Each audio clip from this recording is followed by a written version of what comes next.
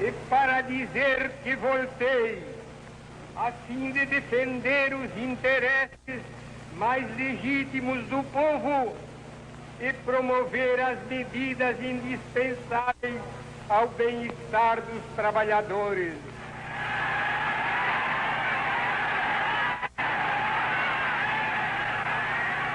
Esta festa de 1º de maio tem para mim e para vós uma expressão simbólica.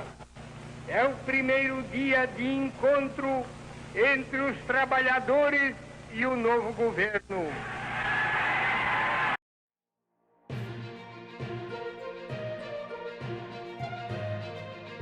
Getúlio Vargas foi presidente do Brasil. Permaneceu no poder por 19 anos, de 1930 a 1945 e de 1951 a 1954. A era Vargas foi marcada, ao mesmo tempo, por um regime ditatorial e pela criação de diversos direitos trabalhistas, entre eles o salário mínimo, a carteira de trabalho e as férias anuais remuneradas. Foi chamado de o pai dos pobres.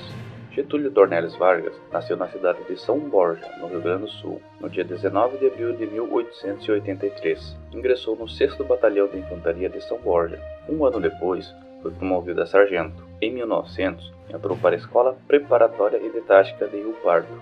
Em seguida, ingressou no 25º Batalhão de Infantaria de Porto Alegre. Logo depois, abandonou a vida militar e, em 1903, ingressou na Faculdade de Direito, em Porto Alegre, concluindo o curso em 1907, voltando em seguida para São Borja, onde passou a advogar. Em 1909, Getúlio Vargas ingressou na política como deputado estadual, mas renunciou ao cargo por divergências com a política do governador Borges de Medeiros. Voltou à Assembleia Estadual entre 1917 a 1921. 2 anos depois, tornou-se deputado federal e líder da bancada gaúcha na Câmara. Em 1926, foi nomeado ministro da Fazenda pelo presidente Washington Luiz.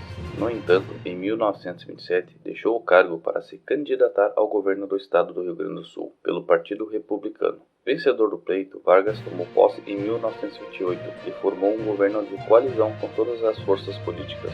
Em meio a uma situação de lutas, contestações e queixas, começou em 1929 a campanha eleitoral para a presidência da República. A sucessão do presidente Washington Luiz gerou a crise final da República Velha, ao apoiar a candidatura de Júlio Prestes, em vez de apoiar o mineiro Antônio Carlos, quebrando o compromisso café com leite, provocou o rompimento das relações entre Minas e São Paulo.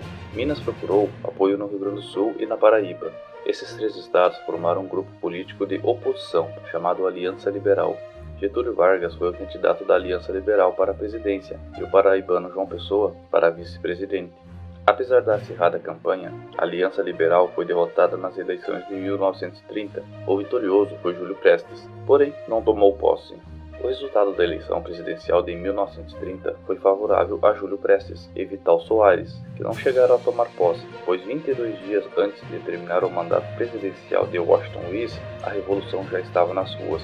No dia 3 de maio, na abertura do Congresso, surgiram sérias divergências entre parlamentares da oposição e a maioria governista.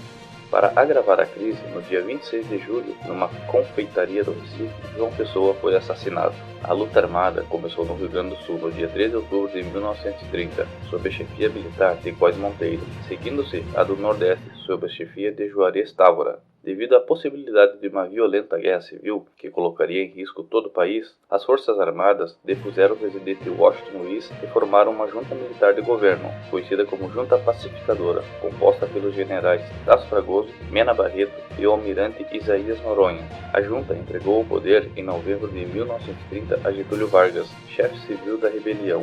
Era o fim da República Velha.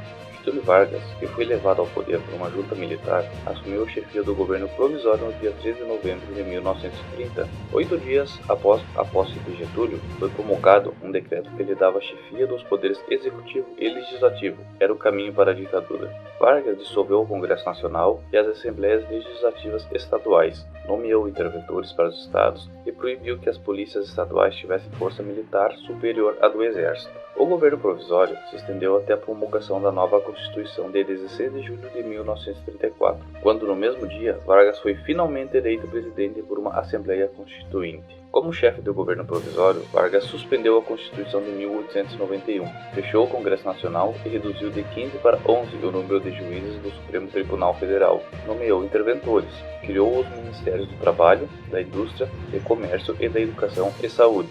No dia 16 de julho de 1934, foi promulgada a nova Constituição, de caráter liberal e eclético, que aprovou a eleição indireta do presidente pela própria Constituinte. Em 17 de julho do mesmo ano, Vargas foi eleito presidente da República por 4 anos. O período constitucional de Vargas caracterizou-se principalmente pelos choques entre comunistas e integralistas e pela caminhada de Getúlio com uma radicalização política.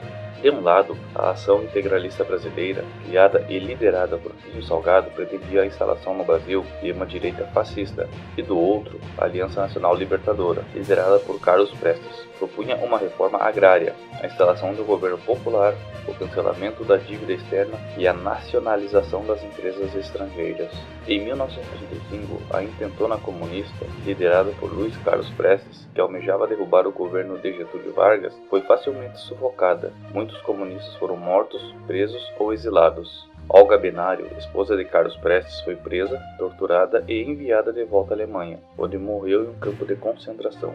A vitória de Vargas sobre os comunistas abriu caminho para um golpe político e para a instalação de uma nova ditadura em 1937.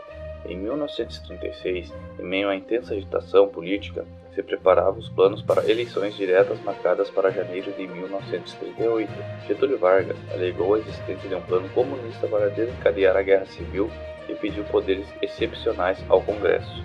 Diante da ameaça, Getúlio conseguiu do Congresso o decreto de estado de guerra para dar o golpe e continuar no poder e implantar nova ditadura. No dia 10 de novembro de 1937, foi dado o golpe, que ficou conhecido como Estado Novo. Sob a ditadura, Vargas ordenou o fechamento da Câmara e do Senado, e no mesmo dia anunciou a outorga de uma nova Constituição, que trazia em seu conteúdo várias características fascistas. Com o Estado Novo, desapareceram as liberdades individuais e as garantias constitucionais. Muitos opositores foram presos, torturados e mortos pela polícia de Vargas, chefiada por Clinton Miller. Em 1945, o fim da Segunda Guerra Mundial e a vitória dos aliados contra as ditaduras e a insatisfação social interna aceleraram o fim do Estado Novo.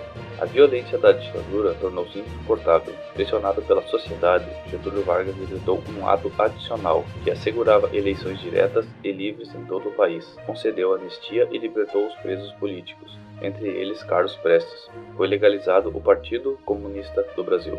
A aproximação de Vargas com os comunistas levou muitos políticos e militares a acreditar que ele pretendia dar novo golpe e permanecer no poder. No dia 29 de outubro de 1945, Getúlio Vargas foi deposto sem luta pelos generais Góes Monteiro e Eurico Gaspar Dutra. 5 anos após ser derrubado do poder, Getúlio Vargas foi eleito com 48,7% para presidente do Brasil nas eleições de 1950 pelo Partido Trabalhista Brasileiro. Sua volta ao poder significou a retomada da política populista. Os sindicatos recuperaram sua autonomia. A industrialização foi favorecida por uma política protecionista que dificultava as importações de bens de consumo. Em 1953, foi criada a Petrobras, instituindo um monopólio estatal na exploração e refino de petróleo no Brasil. A nomeação de João Goulart para o Ministério do Trabalho causou desconfiança nos círculos militares, políticos e empresariais. O nacionalismo radical de Vargas, a aproximação com o operariado e o aumento de 100% do salário mínimo proposto por Vargas assustou alguns setores da sociedade comprometidos com o capital estrangeiro. Vargas era acusado de preferir instalar no Brasil uma república sindicalista, igual a que Perón havia instalado na Argentina. A situação se agravou com o atentado contra o jornalista Carlos Lacerda, dono do jornal Tribuna de Imprensa e inimigo de Vargas. O atentado ficou conhecido como Crime da Rua Toneleiros. No dia 23 de agosto de 1954, Getúlio recebe o ultimato do ministro da Guerra, exigindo seu afastamento. Isolado no Palácio do Catete, Getúlio redige uma carta-testamento de natureza fundamentalmente política e suicida-se com um tiro no peito. Getúlio Vargas faleceu no Rio de Janeiro no dia 24 de agosto de 1954, dentro do Palácio do Catete. Getúlio Vargas foi casado com Darcy Vargas, com quem teve 5 filhos: Alzira, Manuel Sarmento, Lutero, Jandira e Getúlio Vargas Filho.